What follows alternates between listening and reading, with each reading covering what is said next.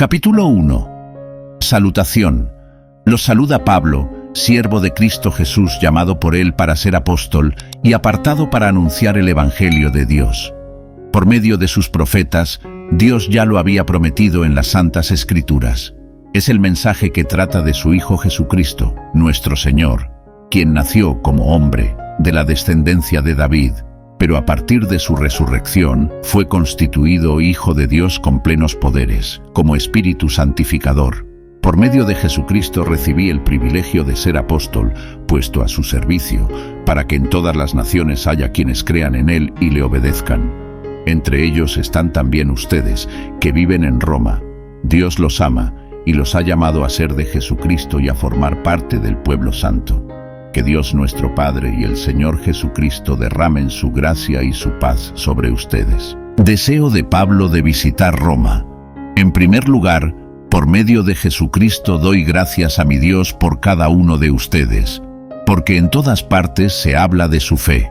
Dios, a quien yo sirvo con todo mi corazón anunciando el Evangelio de su Hijo, es testigo de que continuamente los recuerdo, y en mis oraciones pido siempre a Dios que, si es su voluntad, me conceda que vaya por fin a visitarlos, porque deseo verlos y prestarles alguna ayuda espiritual para que estén más firmes, es decir, para que nos animemos unos a otros con esta fe que ustedes y yo tenemos.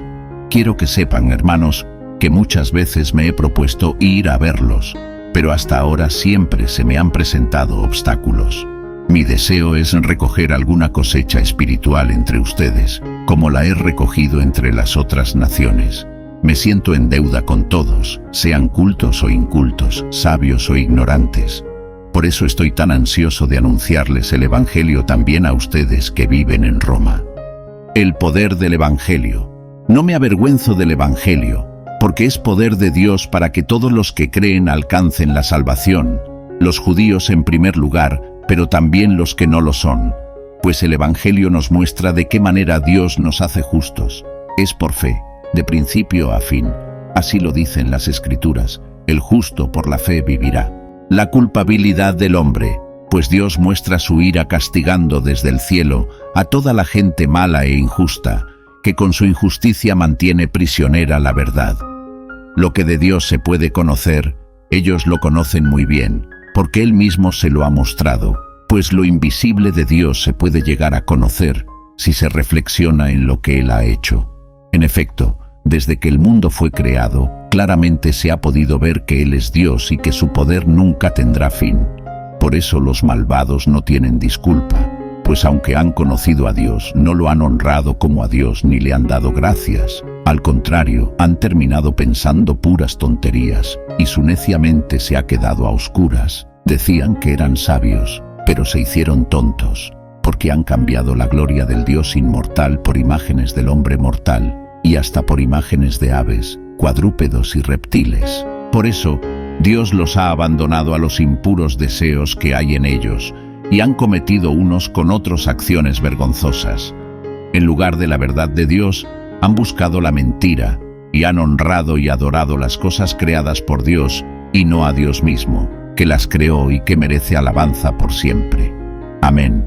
Por eso, Dios los ha abandonado a pasiones vergonzosas. Hasta sus mujeres han cambiado las relaciones naturales por las que van contra la naturaleza. De la misma manera, los hombres han dejado sus relaciones naturales con la mujer y arden en malos deseos los unos por los otros. Hombres con hombres cometen acciones vergonzosas y sufren en su propio cuerpo el castigo merecido por su perversión. Como no quisieron reconocer a Dios, Él los ha abandonado a sus perversos pensamientos para que hagan lo que no deben. Están llenos de toda clase de injusticia, perversidad, avaricia y maldad. Son envidiosos, asesinos, pendencieros, engañadores, perversos y chismosos. Hablan mal de los demás. Son enemigos de Dios, insolentes, vanidosos y orgullosos. Inventan maldades, desobedecen a sus padres, no quieren entender, no cumplen su palabra, no sienten cariño por nadie, no sienten compasión. Saben muy bien que Dios ha decretado que quienes hacen estas cosas merecen la muerte. Y sin embargo las siguen haciendo, y hasta ven con gusto que otros las hagan. Capítulo 2. El justo juicio de Dios. Por eso no tienes disculpa, tú que juzgas a otros, no importa quién seas.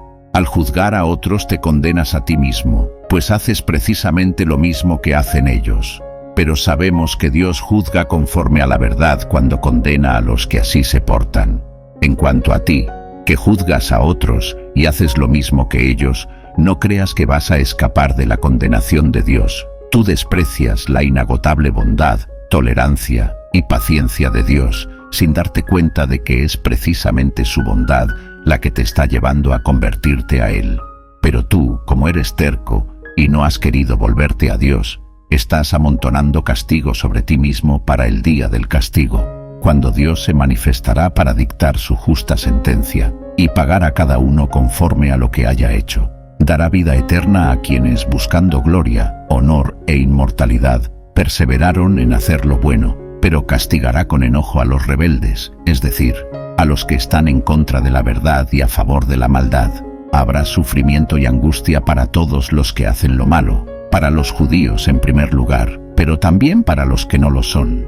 En cambio, Dios dará gloria, honor y paz a todos los que hacen lo bueno, a los judíos en primer lugar, pero también a los que no lo son. Porque Dios juzga imparcialmente. Todos los que pecan sin haber tenido la ley de Moisés perecerán sin esa ley, y los que pecan a pesar de tener la ley de Moisés, por medio de esa misma ley, serán juzgados. Pues no son justos ante Dios los que solamente oyen la ley, sino los que la obedecen. Porque cuando los que no son judíos ni tienen la ley hacen por naturaleza lo que la ley manda, ellos mismos son su propia ley, pues muestran por su conducta que llevan la ley escrita en el corazón. Su propia conciencia lo comprueba, y sus propios pensamientos los acusarán o los defenderán, el día en que Dios juzgará los secretos de todos por medio de Cristo Jesús, conforme al Evangelio que yo anuncio. Los judíos y la ley. Tú te llamas judío, confías en la ley de Moisés y estás orgulloso de tu Dios. Conoces su voluntad y la ley te enseña a escoger lo mejor. Estás convencido de que puedes guiar a los ciegos y alumbrar a los que andan en la oscuridad, de que puedes instruir a los ignorantes y orientar a los sencillos, ya que en la ley tienes la regla del conocimiento y de la verdad. Pues bien, si enseñas a otros, ¿por qué no te enseñas a ti mismo? Si predicas que no se debe robar, ¿por qué robas? Si dices que no se debe cometer adulterio, ¿por qué lo cometes? Si odias a los ídolos, ¿por qué robas las riquezas de sus templos? Te glorías de la ley, pero deshonras a Dios porque la desobedeces. Con razón dice la Escritura, los paganos ofenden a Dios por culpa de ustedes. Es cierto que, a quien obedece a la ley de Moisés, la circuncisión le sirve de algo, pero si no la obedece, es como si no estuviera circuncidado. En cambio, si el que no está circuncidado se porta según lo que la ley ordena, se le considerará circuncidado aun cuando no lo esté. El que obedece a la ley, aunque no esté circuncidado en su cuerpo, juzgará a aquel que, a pesar de tener la ley y de estar circuncidado, no la obedece. Porque ser judío no es serlo solamente por fuera, y estar circuncidado no es estarlo solamente por fuera, en el cuerpo. El verdadero judío lo es interiormente, y el estar circuncidado es cosa del corazón. No depende de reglas escritas, sino del Espíritu. El que es así resulta aprobado, no por los hombres, sino por Dios. Capítulo 3. Entonces, ¿qué ventajas tiene el ser judío o el estar circuncidado? Muchas y por muchas razones. En primer lugar, Dios confió su mensaje a los judíos. ¿Qué pasa entonces? ¿Acaso Dios dejará de ser fiel por el hecho de que algunos de ellos hayan sido infieles? Claro que no. Al contrario, Dios actúa siempre conforme a la verdad, aunque todo hombre sea mentiroso. Pues la Escritura dice, serás tenido por justo en lo que dices, y saldrás vencedor cuando te juzguen. Pero si nuestra maldad sirve para poner de relieve que Dios es justo, ¿qué diremos? ¿Que Dios es injusto cuando nos castiga? ¿Hablo según criterios humanos? Claro que no. Porque si Dios fuera injusto, ¿cómo podría juzgar al mundo? Pero si mi mentira sirve para que la verdad de Dios resulte todavía más gloriosa, ¿por qué se me juzga a mí como pecador? En tal caso, ¿por qué no hacer lo malo para que venga lo bueno? Esto es precisamente lo que algunos, para desacreditarme, dicen que yo enseño, pero tales personas merecen la condenación. No hay justo. ¿Qué pues? ¿Tenemos nosotros, los judíos, alguna ventaja sobre los demás? Claro que no, porque ya hemos demostrado que todos, tanto los judíos como los que no lo son, están bajo el poder del pecado, pues las Escrituras dicen, no hay ni uno solo que sea justo, no hay quien tenga entendimiento, no hay quien busque a Dios.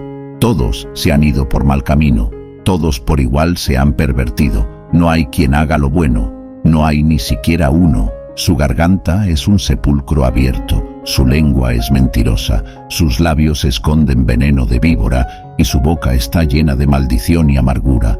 Sus pies corren ágiles a derramar sangre, destrucción y miseria hay en sus caminos, y no conocen el camino de la paz. Jamás tienen presente que hay que temer a Dios. Sabemos que todo lo que dice el libro de la ley, lo dice a quienes están sometidos a ella, para que todos callen, y el mundo entero caiga bajo el juicio de Dios, porque nadie podrá decir que ha cumplido la ley y que Dios debe reconocerlo como justo, ya que la ley solamente sirve para hacernos saber que somos pecadores. La justicia es por medio de la fe, pero ahora, sin la ley, Dios ha mostrado de qué manera nos hace justos, y esto lo confirman la misma ley y los profetas. Por medio de la fe en Jesucristo, Dios hace justos a todos los que creen. Pues no hay diferencia. Todos han pecado y están lejos de la presencia gloriosa de Dios. Pero Dios, en su bondad y gratuitamente, los hace justos, mediante la liberación que realizó Cristo Jesús. Dios hizo que Cristo, al derramar su sangre, fuera el instrumento del perdón. Este perdón se alcanza por la fe. Así quería Dios mostrar cómo nos hace justos, perdonando los pecados que habíamos cometido antes, porque Él es paciente. Él quería mostrar en el tiempo presente cómo nos hace justos, pues así como Él es justo, hace justos a los que creen en Jesús.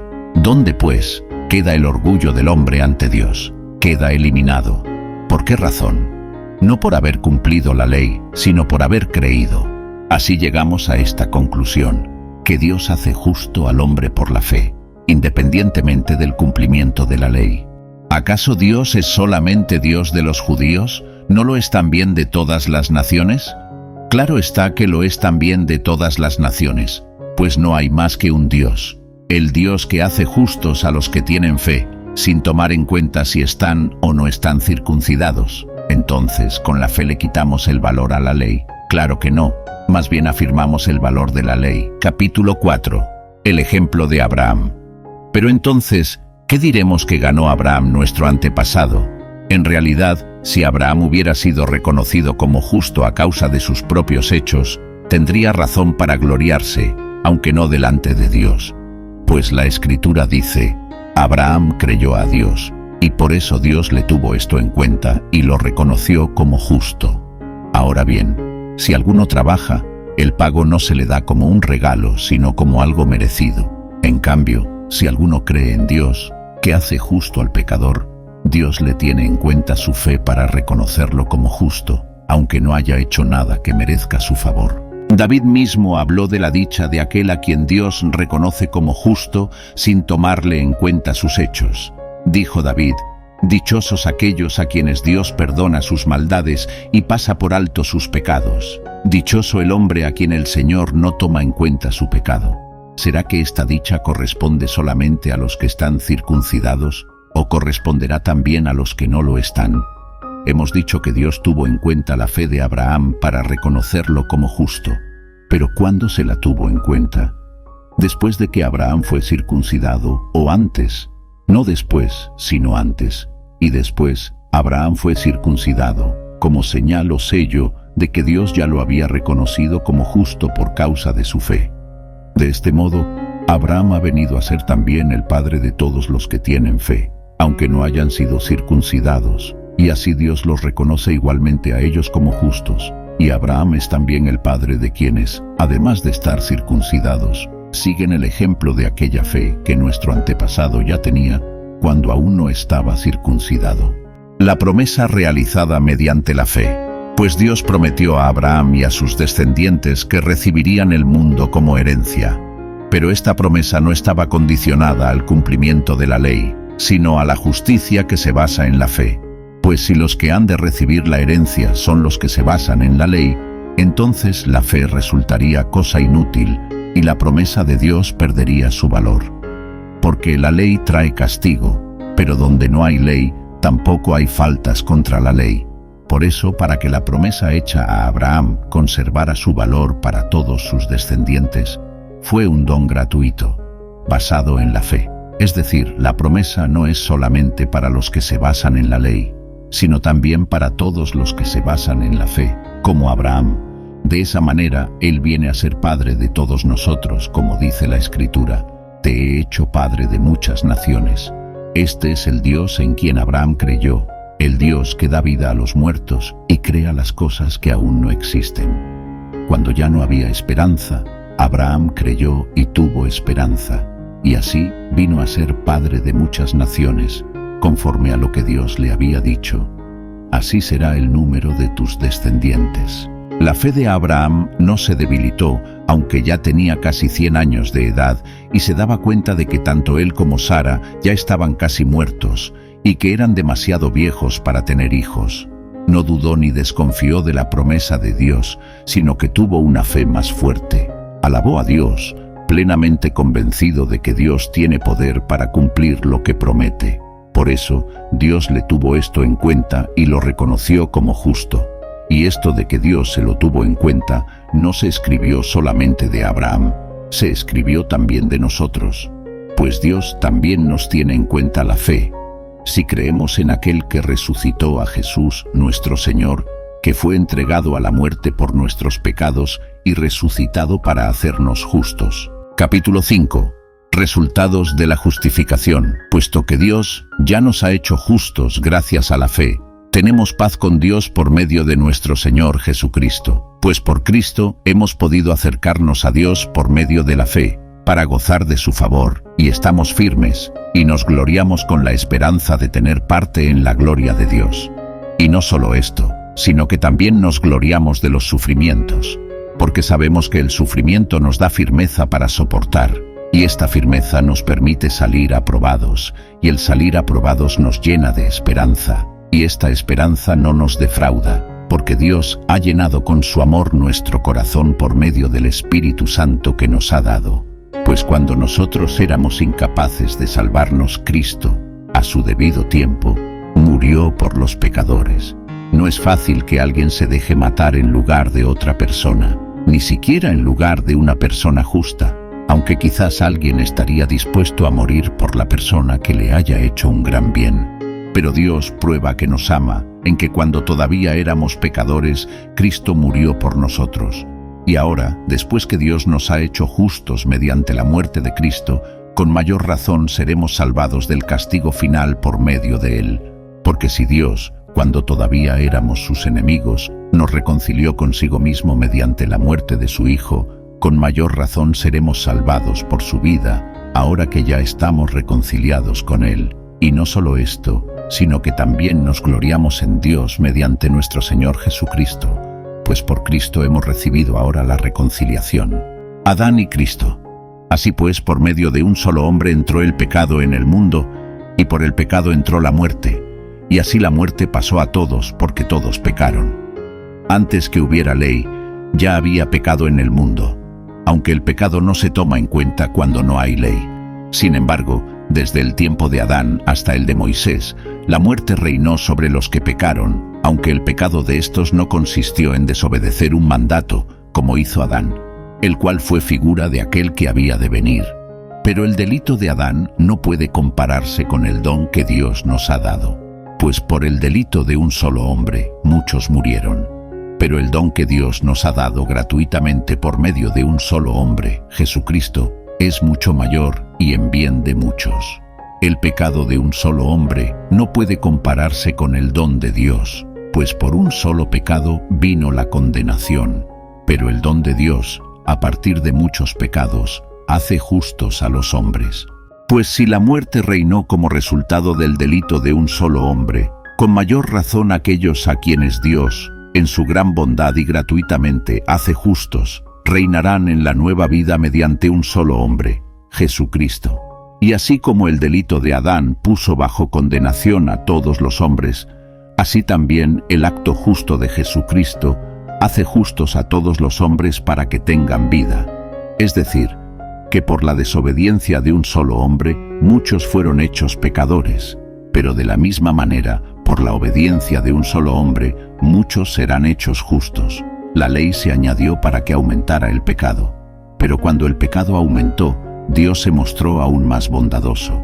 Y así como el pecado reinó trayendo la muerte, así también la bondad de Dios reinó haciéndonos justos y dándonos vida eterna mediante nuestro Señor Jesucristo. Capítulo 6. Muertos al pecado. ¿Qué diremos entonces? ¿Vamos a seguir pecando para que Dios se muestre aún más bondadoso? Claro que no. Nosotros ya hemos muerto respecto al pecado. ¿Cómo pues podremos seguir viviendo en pecado? ¿No saben ustedes que, al quedar unidos a Cristo Jesús en el bautismo, quedamos unidos a su muerte? Pues por el bautismo fuimos sepultados con Cristo y morimos para ser resucitados y vivir una vida nueva, así como Cristo fue resucitado por el glorioso poder del Padre. Si nos hemos unido a Cristo en una muerte como la suya, también nos uniremos a Él en su resurrección. Sabemos que lo que antes éramos fue crucificado con Cristo, para que el poder de nuestra naturaleza pecadora quedara destruido y ya no siguiéramos siendo esclavos del pecado, porque cuando uno muere, queda libre del pecado. Si nosotros hemos muerto con Cristo, confiamos en que también viviremos con Él. Sabemos que Cristo, habiendo resucitado, no volverá a morir. La muerte ya no tiene poder sobre Él, pues Cristo, al morir, murió de una vez para siempre respecto al pecado, pero al vivir, vive para Dios. Así también, ustedes considérense muertos respecto al pecado, pero vivos para Dios en unión con Cristo Jesús. Por lo tanto, no dejen ustedes que el pecado siga dominando en su cuerpo mortal y que los siga obligando a obedecer los deseos del cuerpo. No entreguen su cuerpo al pecado como instrumento para hacer lo malo. Al contrario, entréguense a Dios como personas que han muerto y han vuelto a vivir, y entréguenle su cuerpo como instrumento para hacer lo que es justo ante Él. Así el pecado ya no tendrá poder sobre ustedes, pues no están sujetos a la ley, sino a la bondad de Dios. Siervos de la justicia. ¿Entonces qué? ¿Vamos a pecar porque no estamos sujetos a la ley, sino a la bondad de Dios? Claro que no. Ustedes saben muy bien que si se entregan como esclavos a un amo para obedecerlo, entonces son esclavos de ese amo a quien obedecen. Y esto es así, tanto si obedecen al pecado, lo cual lleva a la muerte, como si obedecen a Dios para vivir en la justicia. Pero gracias a Dios que ustedes, que antes eran esclavos del pecado, ya han obedecido de corazón a la forma de enseñanza que han recibido. Una vez libres de la esclavitud del pecado, ustedes han entrado al servicio de la justicia. Hablo en términos humanos porque ustedes, por su debilidad, no pueden entender bien estas cosas. De modo que así como antes entregaron su cuerpo al servicio de la impureza y la maldad para hacer lo malo, entreguen también ahora su cuerpo al servicio de la justicia, con el fin de llevar una vida santa. Cuando ustedes todavía eran esclavos del pecado, no estaban al servicio de la justicia. ¿Pero qué provecho sacaron entonces? Ahora ustedes se avergüenzan de esas cosas, pues solo llevan a la muerte. Pero ahora, libres de la esclavitud del pecado, han entrado al servicio de Dios. Esto sí les es provechoso, pues el resultado es la vida santa y finalmente la vida eterna. El pago que da el pecado es la muerte, pero el don de Dios es vida eterna en unión con Cristo Jesús, nuestro Señor. Capítulo 7. Analogía tomada del matrimonio. Hermanos, ustedes conocen la ley y saben que la ley solamente tiene poder sobre una persona mientras esa persona vive. Por ejemplo, una mujer casada está ligada por ley a su esposo mientras éste vive. Pero si el esposo muere, la mujer queda libre de la ley que la ligaba a él. De modo que si ella se une a otro hombre mientras el esposo vive, comete adulterio. Pero si el esposo muere, ella queda libre de esa ley y puede unirse a otro hombre sin cometer adulterio. Así también, ustedes, hermanos míos, al incorporarse a Cristo, han muerto con Él a la ley para quedar unidos a otro, es decir, a aquel que después de morir resucitó. De este modo, podremos dar una cosecha agradable a Dios, porque cuando vivíamos como pecadores, la ley sirvió para despertar en nuestro cuerpo los malos deseos, y lo único que cosechamos fue la muerte. Pero ahora hemos muerto a la ley que nos tenía bajo su poder, quedando así libres para servir a Dios en la nueva vida del Espíritu, y no bajo una ley ya anticuada. El pecado que mora en mí. ¿Vamos a decir por esto que la ley es pecado? Claro que no. Sin embargo, de no ser por la ley, yo no hubiera sabido lo que es el pecado. Jamás habría sabido lo que es codiciar, si la ley no hubiera dicho no codicies. Pero el pecado se aprovechó de esto, y valiéndose del propio mandamiento despertó en mí toda clase de malos deseos. Pues mientras no hay ley, el pecado es cosa muerta.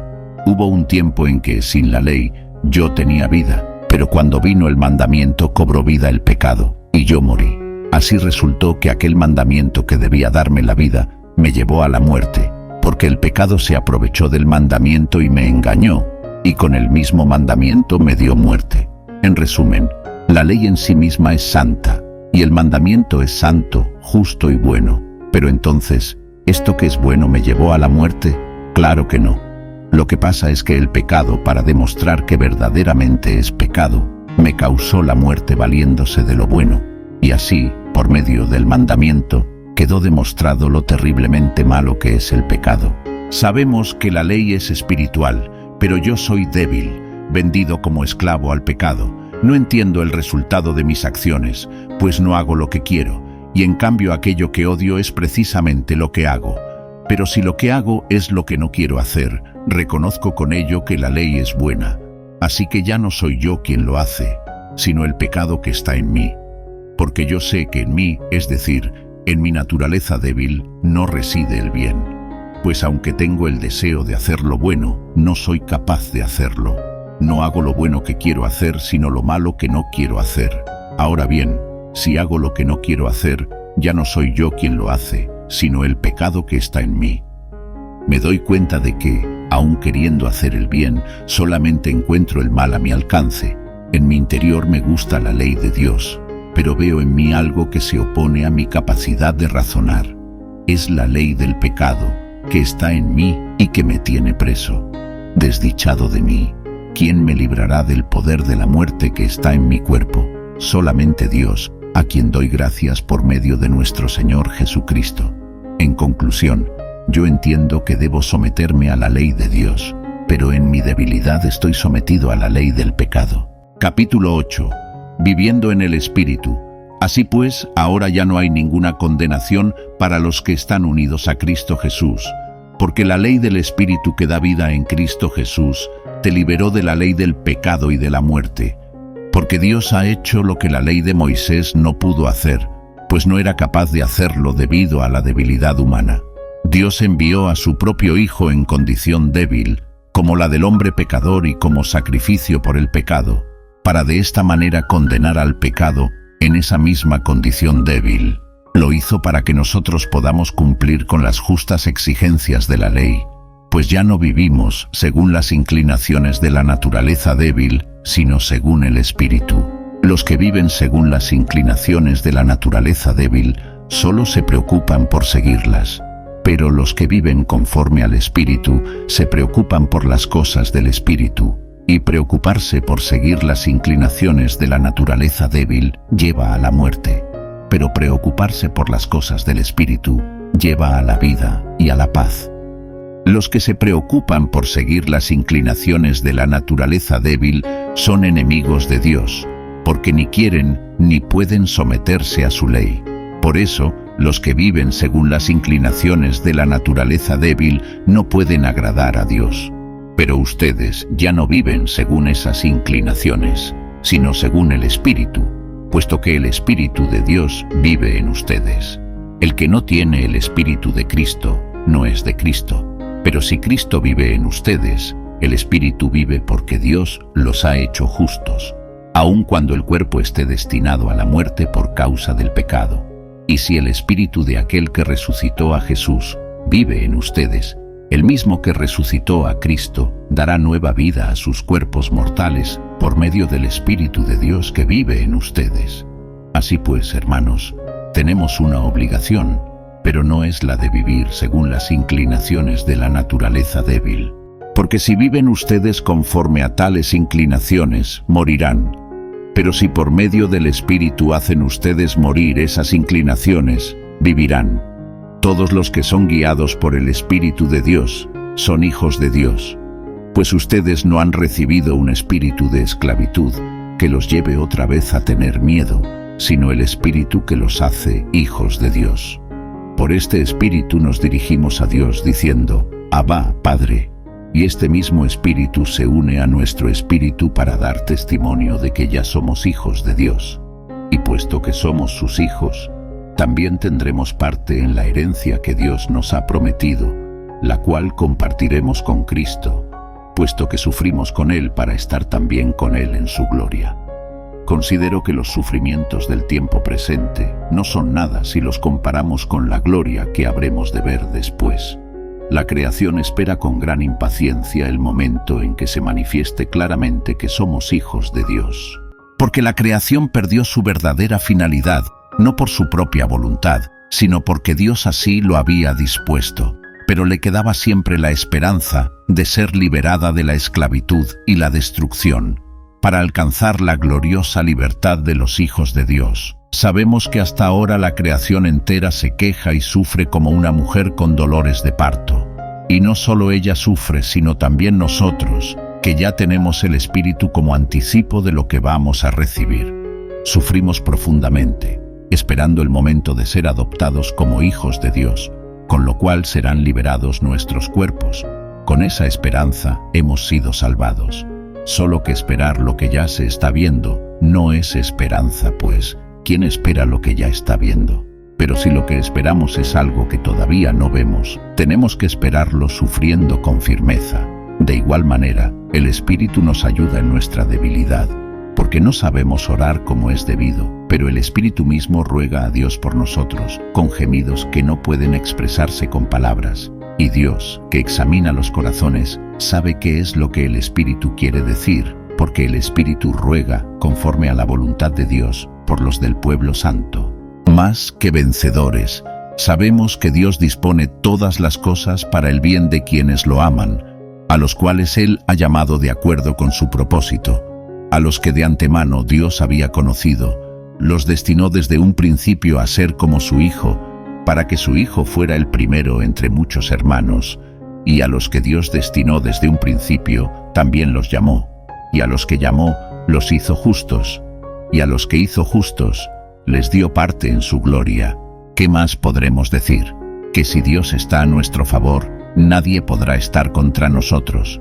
Si Dios no nos negó ni a su propio Hijo, sino que lo entregó a la muerte por todos nosotros, ¿cómo no habrá de darnos también, junto con su Hijo, todas las cosas? ¿Quién podrá acusar a los que Dios ha escogido? Dios es quien los hace justos.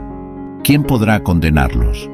Cristo Jesús es quien murió, todavía más, quien resucitó y está a la derecha de Dios, rogando por nosotros. ¿Quién nos podrá separar del amor de Cristo? El sufrimiento, o las dificultades, o la persecución, o el hambre, o la falta de ropa, o el peligro, o la muerte violenta. Como dice la Escritura, por causa tuya estamos siempre expuestos a la muerte. Nos tratan como a ovejas llevadas al matadero. Pero en todo esto salimos más que vencedores por medio de aquel que nos amó. Estoy convencido de que nada podrá separarnos del amor de Dios, ni la muerte, ni la vida, ni los ángeles, ni los poderes y fuerzas espirituales, ni lo presente, ni lo futuro, ni lo más alto, ni lo más profundo, ni ninguna otra de las cosas creadas por Dios. Nada podrá separarnos del amor que Dios nos ha mostrado en Cristo Jesús nuestro Señor. Capítulo 9. La elección de Israel. Como creyente que soy en Cristo, estoy diciendo la verdad, no miento. Además, mi conciencia, guiada por el Espíritu Santo, me asegura que esto es verdad. Tengo una gran tristeza, y en mi corazón hay un dolor continuo, pues hasta quisiera estar yo mismo bajo maldición, separado de Cristo, si así pudiera favorecer a mis hermanos, los de mi propia raza. Son descendientes de Israel, y Dios los adoptó como hijos. Dios estuvo entre ellos con su presencia gloriosa y les dio las alianzas, la ley de Moisés, el culto y las promesas. Son descendientes de nuestros antepasados, y de su raza, en cuanto a lo humano, vino el Mesías, el cual es Dios sobre todas las cosas, alabado por siempre. Amén. Pero no es que las promesas de Dios a Israel hayan perdido su validez. Más bien es que no todos los descendientes de Israel son verdadero pueblo de Israel. No todos los descendientes de Abraham son verdaderamente sus hijos, sino que Dios le había dicho: tu descendencia vendrá por medio de Isaac. Esto nos da a entender que nadie es hijo de Dios solamente por pertenecer a cierta raza. Al contrario, solo a quienes son hijos en cumplimiento de la promesa de Dios se les considera verdaderos descendientes, porque esta es la promesa que Dios hizo a Abraham: por este tiempo volveré, y Sara tendrá un hijo. Pero eso no es todo. Los dos hijos de Rebeca eran de un mismo padre, nuestro antepasado Isaac, y antes que ellos nacieran, cuando aún no habían hecho nada, ni bueno ni malo, Dios anunció a Rebeca: el mayor será siervo del menor, lo cual también está de acuerdo con la escritura que dice: amé a Jacob y aborrecí a Esaú. Así quedó confirmado el derecho que Dios tiene de escoger, de acuerdo con su propósito, a los que quiere llamar sin tomar en cuenta lo que hayan hecho. ¿Diremos por eso que Dios es injusto? Claro que no, porque Dios dijo a Moisés: tendré misericordia de quien yo quiera, y tendré compasión también de quien yo quiera. Así pues, no depende de que el hombre quiera o se esfuerce, sino de que Dios tenga compasión. Pues en la Escritura Dios le dice al rey de Egipto: te hice rey precisamente para mostrar en ti mi poder y para darme a conocer en toda la tierra, de manera que Dios tiene compasión de quien Él quiere tenerla, y también le endurece el corazón a quien Él quiere endurecérselo. Pero me dirás: siendo así, ¿de qué puede Dios culpar al hombre si nadie puede oponerse a su voluntad? Y tú, hombre, ¿quién eres para pedirle cuentas a Dios? ¿Acaso la olla de barro le dirá al que la hizo: ¿por qué me hiciste así? El alfarero tiene el derecho de hacer lo que quiera con el barro, y del mismo barro puede hacer una olla para uso especial y otra para uso común. Dios, queriendo dar un ejemplo de castigo y mostrar su poder, soportó con mucha paciencia a aquellos que merecían el castigo e iban a la perdición. Al mismo tiempo, quiso dar a conocer en nosotros la grandeza de su gloria, pues nos tuvo compasión y nos preparó de antemano para tener parte en ella. Así que Dios nos llamó, a unos de entre los judíos y a otros de entre los no judíos. Como se dice en el libro de Oseas: a los que no eran mi pueblo, los llamaré mi pueblo; a la que no era amada, la llamaré mi amada. Y en el mismo lugar donde se les dijo: ustedes no son mi pueblo, serán llamados hijos del Dios viviente. En cuanto a los israelitas, Isaías dijo: aunque los descendientes de Israel sean tan numerosos como la arena del mar, solamente un resto de ellos alcanzará la salvación, porque muy pronto el Señor cumplirá plenamente su palabra en todo el mundo. Como el mismo Isaías había dicho antes: si el Señor Todopoderoso no nos hubiera dejado descendencia, ahora mismo estaríamos como Sodoma y Gomorra. La justicia que es por fe. ¿Qué diremos a esto? Que por medio de la fe, Dios ha hecho justos a los paganos, que no buscaban la justicia. En cambio, los israelitas, que querían basar su justicia en la ley, no lo lograron. ¿Por qué? Porque no se basaban en la fe, sino en sus propios hechos. Por eso tropezaron con la piedra de tropiezo que se menciona en la Escritura: yo pongo en Sión una roca, una piedra con la cual tropezarán; el que confíe en ella no quedará defraudado. Capítulo 10. Hermanos, el deseo de mi corazón y mi oración a Dios por los israelitas es que alcancen la salvación. En su favor puedo decir que tienen un gran deseo de servir a Dios, solo que ese deseo no está basado en el verdadero conocimiento, pues no reconocen que es Dios quien hace justos a los hombres, y pretenden ser justos por sí mismos, y así no se han sometido a lo que Dios estableció para hacernos justos, porque la ley llega a su término con Cristo, y así todos por la fe pueden llegar a ser justos. De la justicia basada en la ley, Moisés escribió esto: la persona que cumpla la ley vivirá por ella. Pero de la justicia basada en la fe se dice: no pienses, ¿quién subirá al cielo? Esto es para hacer que Cristo baje. ¿O quién bajará al abismo? Esto es para hacer que Cristo suba de entre los muertos. ¿Qué es pues lo que dice? La palabra está cerca de ti, en tu boca y en tu corazón. Esta palabra es el mensaje de fe que predicamos. Si con tu boca reconoces a Jesús como Señor y con tu corazón crees que Dios lo resucitó, alcanzarás la salvación.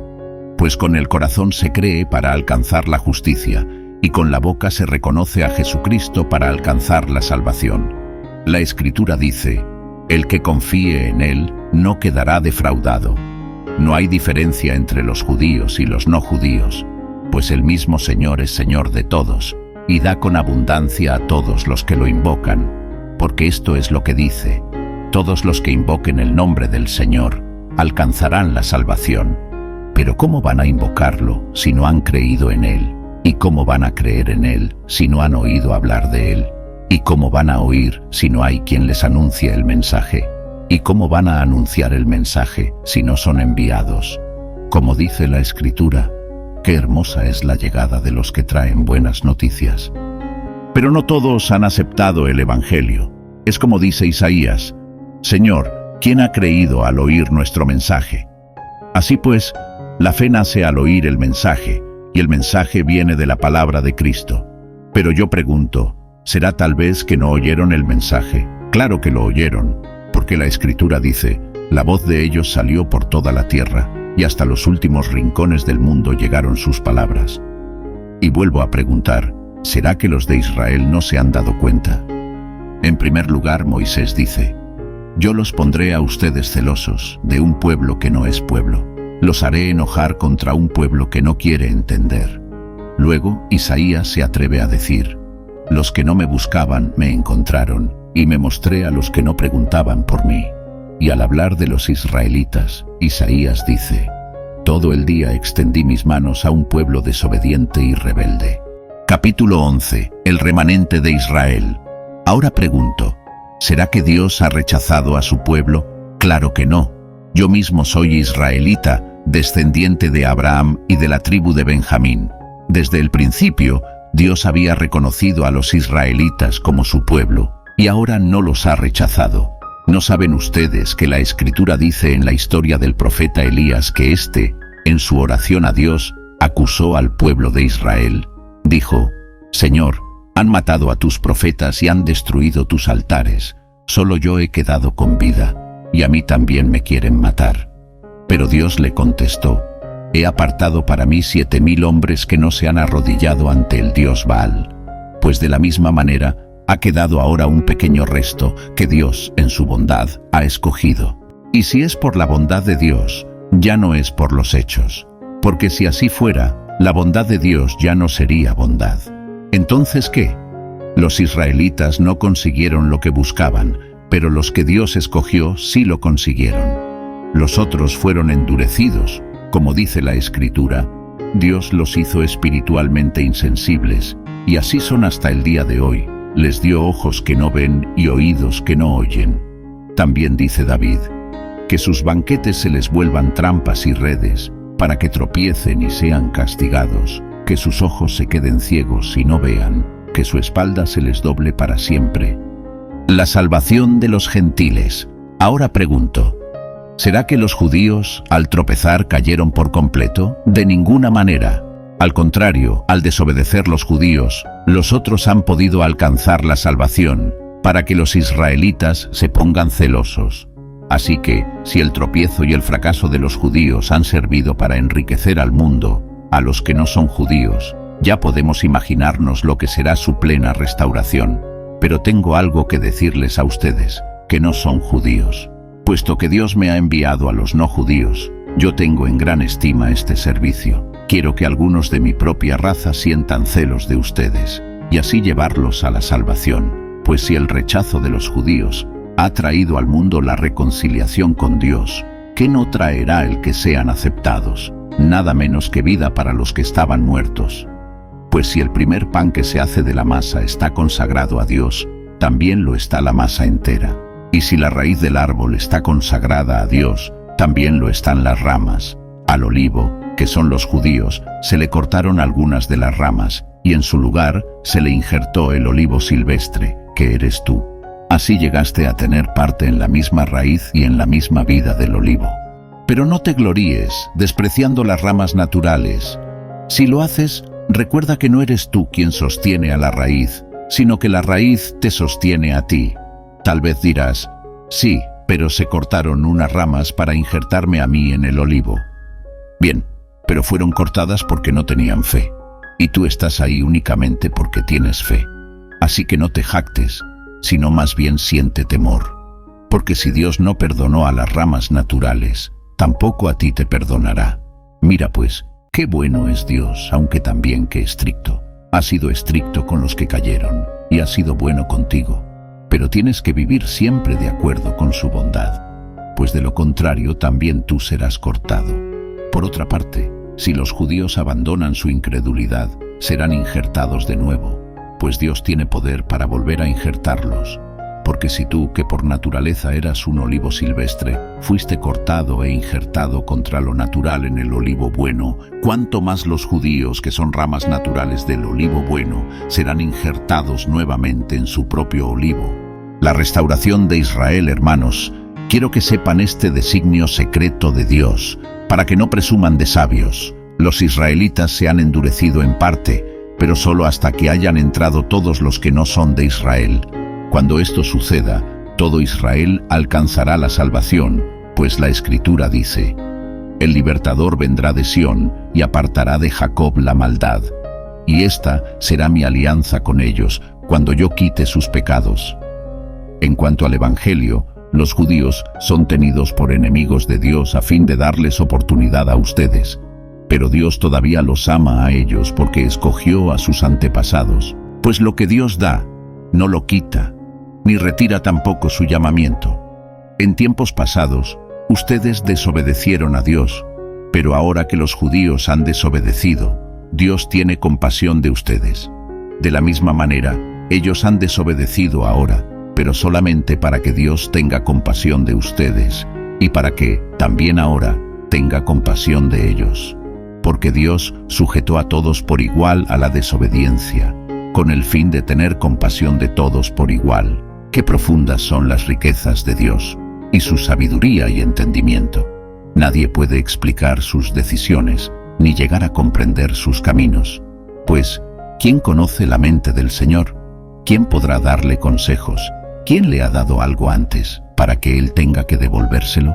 Porque todas las cosas vienen de Dios, y existen por Él y para Él. Gloria para siempre a Dios. Amén. Capítulo 12. Deberes cristianos. Por tanto, hermanos míos, les ruego por la misericordia de Dios que se presenten ustedes mismos como ofrenda viva, santa y agradable a Dios. Este es el verdadero culto que deben ofrecer.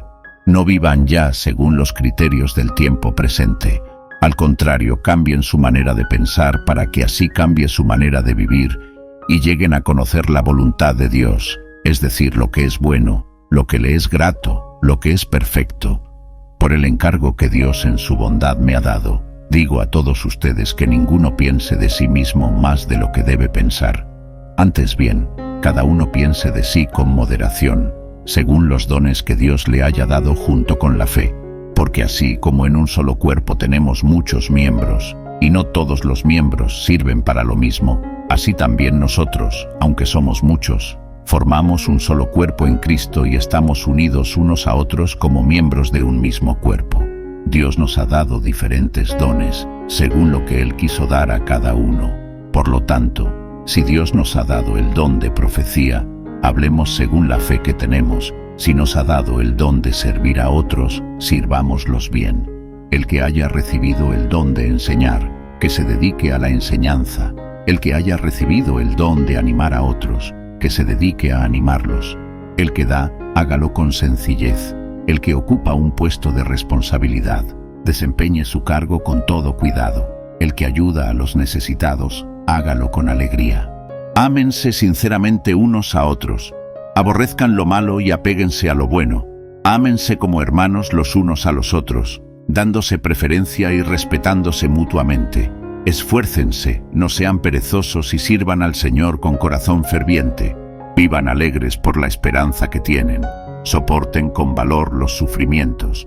No dejen nunca de orar. Hagan suyas las necesidades del pueblo santo. Reciban bien a quienes los visitan. Bendigan a quienes los persiguen. Bendíganlos y no los maldigan. Alégrense con los que están alegres y lloren con los que lloran. Vivan en armonía unos con otros. No sean orgullosos, sino pónganse al nivel de los humildes. No presuman de sabios. No paguen a nadie mal por mal. Procuren hacer lo bueno delante de todos, hasta donde dependa de ustedes. Hagan cuanto puedan por vivir en paz con todos.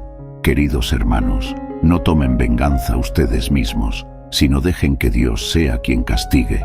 Porque la Escritura dice: a mí me corresponde hacer justicia, yo pagaré, dice el Señor. Y también, si tu enemigo tiene hambre, dale de comer, y si tiene sed, dale de beber. Así harás que le arda la cara de vergüenza. No te dejes vencer por el mal, al contrario, vence con el bien el mal. Capítulo 13. Todos deben someterse a las personas que ejercen la autoridad, porque no hay autoridad que no venga de Dios, y las que existen fueron puestas por Él. Así que quien se opone a la autoridad va en contra de lo que Dios ha ordenado, y los que se oponen serán castigados, porque los gobernantes no están para causar miedo a los que hacen lo bueno, sino a los que hacen lo malo. ¿Quieres vivir sin miedo a la autoridad? Pues pórtate bien, y la autoridad te aprobará, porque está al servicio de Dios para tu bien. Pero si te portas mal, entonces sí debes tener miedo, porque no en vano la autoridad lleva la espada, ya que está al servicio de Dios para dar su merecido al que hace lo malo. Por lo tanto, es preciso someterse a las autoridades, no solo para evitar el castigo, sino como un deber de conciencia. También por esta razón ustedes pagan impuestos, porque las autoridades están al servicio de Dios, y a eso se dedican. Denle a cada uno lo que le corresponde. Al que deban pagar contribuciones, páguenle las contribuciones. Al que deban pagar impuestos, páguenle los impuestos. Al que deban respeto, respétenlo. Al que deban estimación, estímenlo. No tengan deudas con nadie, aparte de la deuda de amor que tienen unos con otros, pues el que ama a su prójimo ya ha cumplido todo lo que la ley ordena. Los mandamientos dicen: no cometas adulterio, no mates, no robes, no codicies. Pero estos y los demás mandamientos quedan comprendidos en estas palabras: ama a tu prójimo como a ti mismo. El que tiene amor no hace mal al prójimo. Así que en el amor se cumple perfectamente la ley. En todo esto tengan en cuenta el tiempo en que vivimos, y sepan que ya es hora de despertarnos del sueño, porque nuestra salvación está más cerca ahora que al principio, cuando creímos en el mensaje. La noche está muy avanzada, y se acerca el día. Por eso dejemos de hacer las cosas propias de la oscuridad, y revistámonos de luz, como un soldado se reviste de su armadura. Actuemos con decencia, como en pleno día. No andemos en banquetes y borracheras, ni en inmoralidades y vicios, ni en discordias y envidias. Al contrario, revístanse ustedes del Señor Jesucristo, y no busquen satisfacer los malos deseos de la naturaleza humana. Capítulo 14. Los débiles en la fe. Reciban bien al que es débil en la fe, y no entren en discusiones con él.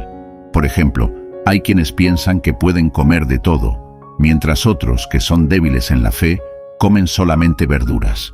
Pues bien, el que come de todo no debe menospreciar al que no come ciertas cosas, y el que no come ciertas cosas no debe criticar al que come de todo, pues Dios lo ha aceptado. ¿Quién eres tú para criticar al servidor de otro? Si queda bien o queda mal, es asunto de su propio amo. Pero quedará bien, porque el Señor tiene poder para hacerlo quedar bien. Otro caso: hay quienes dan más importancia a un día que a otro, y hay quienes creen que todos los días son iguales. Cada uno debe estar convencido de lo que cree. El que guarda cierto día para honrar al Señor lo guarda, y el que come de todo para honrar al Señor lo come, y da gracias a Dios. Y el que no come ciertas cosas para honrar al Señor deja de comerlas, y también da gracias a Dios. Ninguno de nosotros vive para sí mismo, ni muere para sí mismo. Si vivimos, para el Señor vivimos, y si morimos, para el Señor morimos. De manera que tanto en la vida como en la muerte, del Señor somos. Para eso murió Cristo y volvió a la vida, para ser Señor tanto de los muertos como de los vivos. ¿Por qué entonces criticas a tu hermano? ¿O tú, por qué lo desprecias?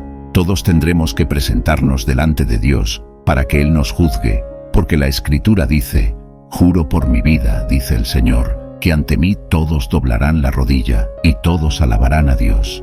Así pues, cada uno de nosotros tendrá que dar cuenta de sí mismo a Dios. Por eso, ya no debemos criticarnos unos a otros. Al contrario, propónganse ustedes no hacer nada que sea causa de que su hermano tropiece o que ponga en peligro su fe.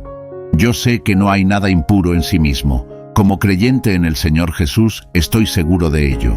Pero si alguno piensa que una cosa es impura, será impura para él.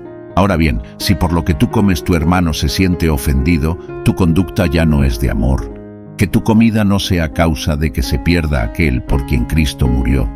No den pues lugar a que se hable mal de ese bien que ustedes tienen, porque el reino de Dios no es cuestión de comer o beber determinadas cosas, sino de vivir en justicia, paz y alegría por medio del Espíritu Santo.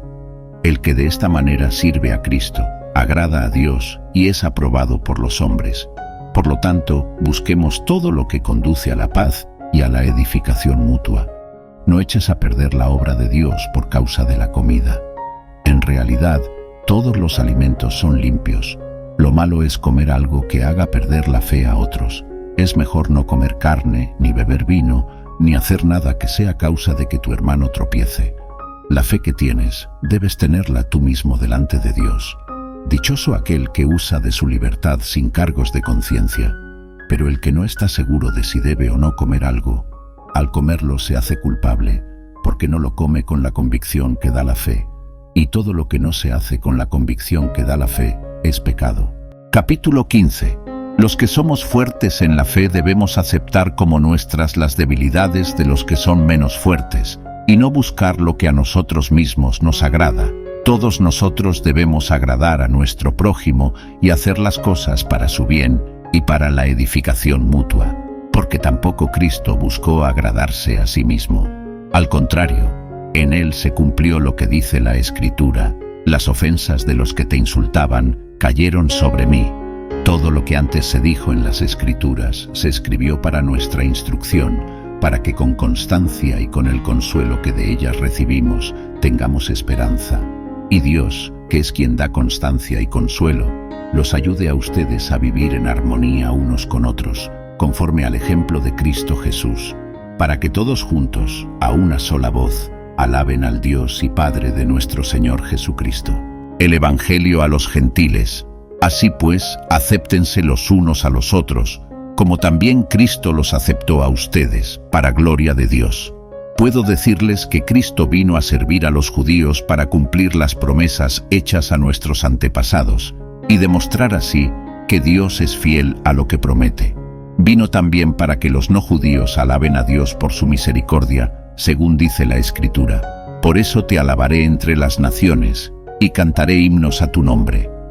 En otra parte, la Escritura dice: alégrense naciones con el pueblo de Dios. Y en otro lugar dice: naciones y pueblos todos, alaben al Señor. Isaías también escribió: brotará la raíz de Jesé, que se levantará para gobernar a las naciones, las cuales pondrán en él su esperanza. Que Dios, que da esperanza, los llene de alegría y paz a ustedes que tienen fe en él, y les dé abundante esperanza por el poder del Espíritu Santo. Hermanos míos, estoy convencido de que ustedes están llenos de bondad y de todo conocimiento, y que saben aconsejarse unos a otros. Pero en esta carta me he atrevido a escribirles francamente sobre algunas cosas, para que no las olviden. Lo hago por el encargo que Dios en su bondad me ha dado, de servir a Cristo Jesús para bien de los que no son judíos, el servicio sacerdotal que presto consiste en anunciar el Evangelio de Dios, con el fin de presentar ante él a los no judíos, como ofrenda que les sea grata, santificada por el Espíritu Santo, Tengo razón para gloriarme en Cristo Jesús de mi servicio a Dios, porque no me atrevo a hablar de nada, aparte de lo que Cristo mismo ha hecho por medio de mí, para llevar a los no judíos a obedecer a Dios. Esto se ha realizado con palabras y hechos, por el poder de señales y milagros y por el poder del Espíritu de Dios. De esta manera, he llevado a buen término el anuncio del Evangelio de Cristo, desde Jerusalén y por todas partes hasta la región de Iliria. Pero siempre he procurado anunciar el Evangelio donde nunca antes se había oído hablar de Cristo, para no construir sobre bases puestas por otros, sino más bien, como dice la Escritura, verán los que nunca habían tenido noticias de Él, entenderán los que nunca habían oído de Él. Pablo se propone ir a Roma. Precisamente por esto no he podido ir a verlos, aunque muchas veces me lo había propuesto. Pero ahora que ya he terminado mi trabajo en estas regiones, y como desde hace muchos años estoy queriendo visitarlos, espero que podré hacerlo durante mi viaje a España. Y una vez que haya tenido el gusto de verlos, aunque sea por poco tiempo, espero que ustedes me ayuden a continuar el viaje. Pero ahora voy a Jerusalén, a llevar ayuda a los hermanos de allí, porque los de Macedonia y Acaya decidieron voluntariamente hacer una colecta y mandarla a los hermanos pobres de Jerusalén. Lo decidieron voluntariamente, aunque en realidad estaban en la obligación de hacerlo, porque así como los creyentes judíos compartieron sus bienes espirituales con los no judíos, estos, a su vez, deben ayudar con sus bienes materiales a los creyentes judíos. Así que, cuando yo haya terminado este asunto y les haya entregado a ellos la colecta, saldré para España y de paso los visitaré a ustedes. Estoy seguro de que cuando yo vaya, nos enriqueceremos todos con las bendiciones de Cristo.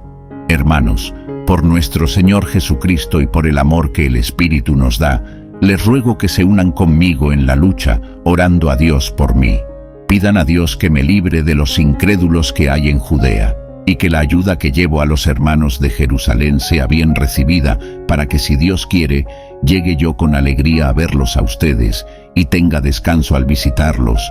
Que el Dios de paz esté con todos ustedes. Amén. Capítulo 16. Saludos personales. Les recomiendo a nuestra hermana Febe, diaconisa en la iglesia de Cencreas. Recíbanla bien en el nombre del Señor, como se debe hacer entre los hermanos en la fe, y ayúdenla en todo lo que necesite, porque ha ayudado a muchos, y también a mí mismo. Saluden a Prisca y Aquila, mis compañeros de trabajo en el servicio de Cristo Jesús. A ellos, que pusieron en peligro su propia vida por salvar la mía, no solo yo les doy las gracias, sino también todos los hermanos de las iglesias no judías. Saluden igualmente a la iglesia que se reúne en casa de Prisca y Aquila. Saluden a mi querido amigo Epéneto, que en la provincia de Asia fue el primer creyente en Cristo. Saluden a María, que tanto ha trabajado por ustedes. Saluden a mis paisanos Andrónico y Junias, que fueron mis compañeros de cárcel. Se han distinguido entre los apóstoles y se hicieron creyentes en Cristo antes que yo. Saluden a Ampliato, mi querido amigo en el Señor. Saluden a Urbano, nuestro compañero de trabajo en Cristo, y a mi querido Estaquis. Saluden a Apeles, que ha dado tantas pruebas de su fe en Cristo, y también a los de la familia de Aristóbulo. Saluden a mi paisano Herodión, y a los de la familia de Narciso que creen en el Señor. Saluden a Trifena y a Trifosa, que trabajan en la obra del Señor, y también a nuestra querida hermana Pérside, que tanto ha trabajado en la obra del Señor. Saluden a Rufo, distinguido creyente en el Señor, y a su madre, que ha sido también como una madre para mí. Saluden a Asíncrito, a Flegonte, a Hermes, a Patrobas, a Hermas y a los hermanos que están con ellos. Saluden también a Filólogo y a Julia, a Nereo y a su hermana, a Olimpas y a todos los hermanos en la fe que están con ellos. Salúdense los unos a los otros con un beso santo. Todas las iglesias de Cristo les mandan saludos. Hermanos, les ruego que se fijen en los que causan divisiones y ponen tropiezos en contra de la enseñanza que ustedes recibieron. Apártense de ellos, porque no sirven a Cristo nuestro Señor, sino a sus propios apetitos, y con sus palabras suaves y agradables engañan el corazón de la gente sencilla. Todos saben que ustedes han sido obedientes. Me alegro de su actitud y quiero que muestren sabiduría para hacer lo bueno, pero no para hacer lo malo. Así el Dios de paz aplastará pronto a Satanás bajo los pies de ustedes. Que nuestro Señor Jesús les dé su gracia. Les manda saludos Timoteo, mi compañero de trabajo, y también Lucio, Jasón y Sosípatro, mis paisanos. Yo, Tercio, que estoy escribiendo esta carta, también les mando saludos en el Señor. Los saluda Gayo. Estoy alojado en su casa, que él pone a disposición de toda la iglesia. También los saluda Erasto, tesorero de la ciudad, y el hermano Cuarto. Doxología final. Alabemos a Dios, que puede hacerlos a ustedes firmes conforme al Evangelio que yo anuncio y la enseñanza acerca de Jesucristo. Esto está de acuerdo con lo que Dios ha revelado de su designio secreto, el cual estuvo oculto desde antes que el mundo existiera, pero ahora se ha dado a conocer por los escritos de los profetas, de acuerdo con el mandato del Dios eterno. Este secreto del plan de Dios se ha dado a conocer a todas las naciones, para que crean y obedezcan. A Dios, el único y sabio, sea la gloria para siempre por medio de Jesucristo. Amén.